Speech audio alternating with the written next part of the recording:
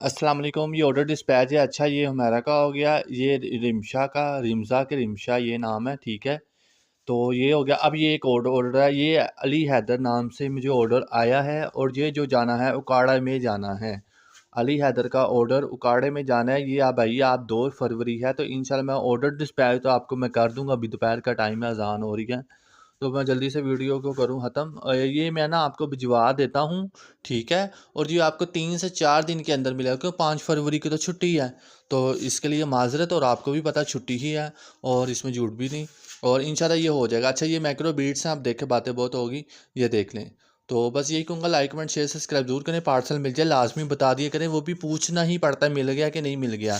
लोग बड़े सियाने हैं, हर काम कर करा के एंड पे 1 महीने बाद कहते हैं हाँ हो गया। ऐसे लोग भी हैं, वो बस क्या करें, छोड़ो, पर दुनिया नहीं राज़ी हो सकती, ना इनको करना चाहिए। इनको इनके हाल पे छोड़ देना चाहिए। Macro beats order dispatch.